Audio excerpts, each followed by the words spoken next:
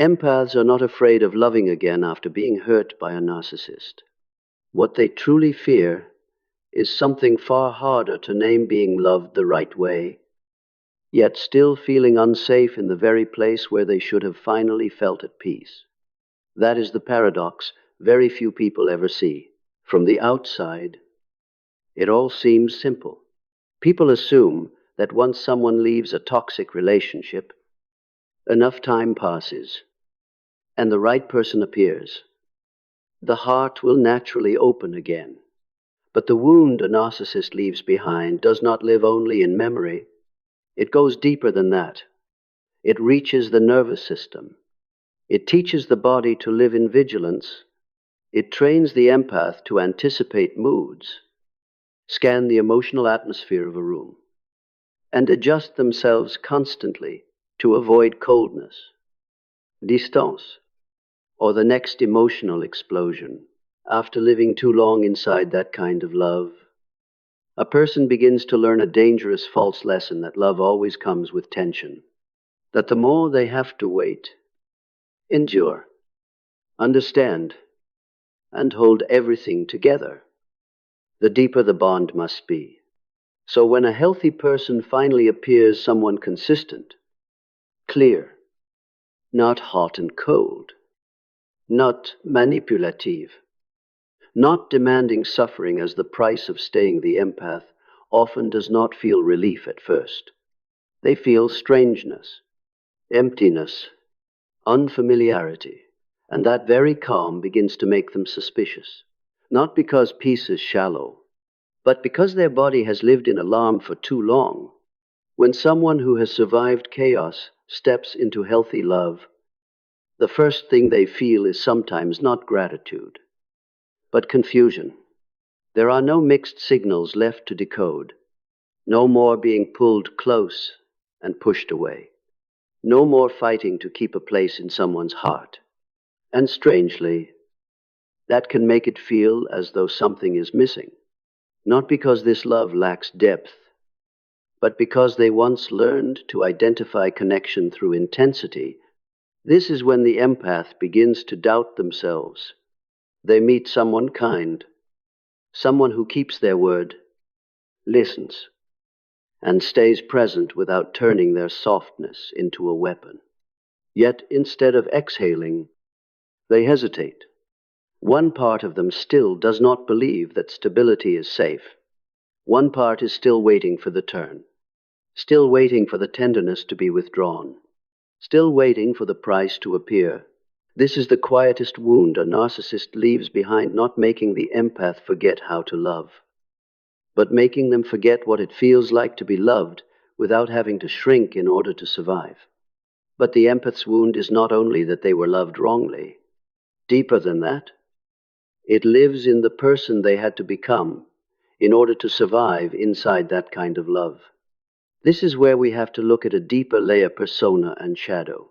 The persona is the face the empath learned to present to the world: gentle, understanding, patient, emotionally reliable, always composed, always generous, always the one who can carry more than everyone else. On the surface, these are beautiful qualities, and many of them are real. But over time, those beautiful qualities stop being just expressions of character. They become a survival mask. The empath begins to believe that their worth lives in how much they can endure, forgive, understand, and silently sacrifice without leaving. They do not only want to be loved, they want to be kept, and in order to be kept, they learn to become lovable in a dangerous way, needing less, burdening others less, understanding more, forgiving more, carrying more. That is the persona. A self polished down so it does not make anyone uncomfortable. A self made strong exactly where it was once forced to be strong. A self that becomes excellent at caring for others while growing more and more unfamiliar with its own vulnerable parts. And then the shadow appears. The empath's shadow does not look like open cruelty. It rarely appears as obvious malice. It shows up in harder to recognize forms of fear of abandonment so deep that they accept erosion just to remain. A habit of using kindness as an unconscious negotiation for belonging. Shame around having needs. A quiet panic every time they have to say, "I am tired too. I need to. I cannot carry more of this." This is the part few people ever see, including the empath themselves. Because many empaths are used to seeing themselves only as the one who loved too much, gave too much, and suffered too much. But at a certain point, real healing begins only when they dare to face a more uncomfortable truth. They were not only pulled into a distorted relationship, they also repeatedly gave themselves away in exchange for the feeling of being kept. This is a painful moment, because it shakes the entire old story of who they are. They can no longer see themselves only as a completely innocent victim, but neither should they condemn themselves. What is needed is something deeper and more exact, the recognition that there is an old child within who learned very early that unless they were gentle enough, useful enough, patient enough, and easy enough to love, they would not be chosen. That child then grew up inside an adult who knows how to love deeply, but does not yet know how to remain in love without constantly proving their worth. That is the real shadow. Not only the pain of being harmed by others, but the pain of realizing they used their own goodness to survive, used understanding to delay facing the truth, used patience to justify what should never have been endured, used the role of healer, stabilizer, and emotional carrier to avoid admitting that deep down they feared being left more than they had ever allowed themselves to say. And when the empath begins to see this, they enter a very dark stage. Not dark because they are becoming worse, but because the mask that once helped them survive is beginning to crack. They are no longer sure who they are if they are not the one who always understands, no longer the one who always gives more than they receive, no longer the one who is always stronger than their own needs. But this is exactly where something real begins. Because when the persona cracks, the empath finally has a chance to touch the true self that was abandoned long ago. The part that gets tired, gets angry, feels hurt, needs to be held, needs to be met, knows how to say no, knows it has limits. That part does not make them less beautiful. It only makes them more real. And that is the turning point. The empath does not heal by becoming even more perfect in the role of the understanding one. They heal when they stop equating their worth with being the one who can endure the most. When they face their shadow without condemning themselves. When they stop using usefulness as the price of being loved. When they accept that they, too, have weak, dark, tired, needing parts, and those parts do not make them harder to love. They simply make it less necessary to wear a mask in order to survive inside love. And that is also where they enter a very strange stage. They no longer want to love the old way, but they still do not know how to love in a new one.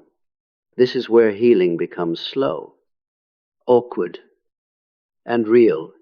Before this, they were used to loving by moving toward the other person, used to listening faster than speaking, used to understanding more than asking, used to enduring more than limiting, used to becoming a container for someone else's emotions and calling that connection. But now, if they continue to love that way, they will lose themselves again. So the lesson is no longer how to give more.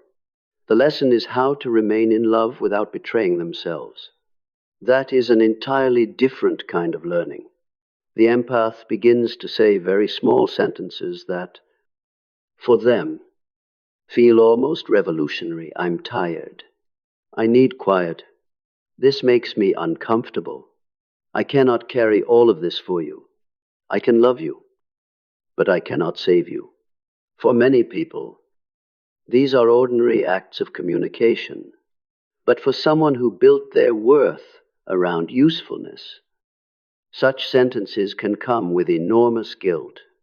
They fear being seen as selfish. They fear disappointing others.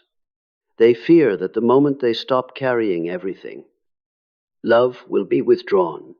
And because of that, every boundary they speak becomes a moment of rewiring, a breaking of the old nervous system rule that says if they want to be kept, they must keep giving beyond what they can bear. This is where the empath begins to understand a more mature truth about love. Closeness does not mean dissolving. Understanding does not mean carrying. Gentleness does not mean endless endurance. And loving someone does not mean turning one's life into a place where another person's unhealed parts come to be managed. In the past, they were often drawn to people full of wounds, contradiction, and urgency, because there they had a role. There they felt necessary. There their compassion had somewhere to go. But as healing begins, their attraction changes too. They begin moving toward consistency, toward people who have their own inner ground, who take responsibility for their emotions, who know how to love without consuming another person. At first, this kind of connection may not feel overwhelming. It is not dramatic. It does not create an instant sense of fate, but it carries something the old kind of love never did. It does not leave destruction behind after every moment of closeness. This is when the empath begins to relearn attraction. They realize that many things they once called deep were often only the pull of familiar tension. Many things they once called impossible to leave were only abandonment wounds being activated. Many people they once thought were destiny were simply touching an old injury. And once they begin to see that, they stop romanticizing what is eroding them. Real recovery does not make the empath cold. It simply makes their compassion more mature. They still feel the pain of others, but they no longer experience it as a command to rush in and save. They can remain beside someone who is hurting without turning themselves into the emotional regulator of that person's life. They learn how to stay near without dissolving, how to love without becoming a function, how to remain present without trading away their dignity. And then something very beautiful begins to happen. The empath slowly stops betraying their intuition in order to preserve harmony.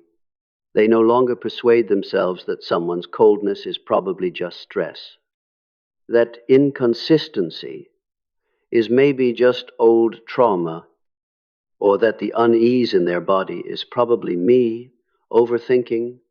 They begin trusting their inner signals again, not in order to distrust everyone, but in order never to abandon themselves first again. That is a profound maturation, because at this point, the empath no longer enters love in order to be chosen, nor in order to become the rescuer.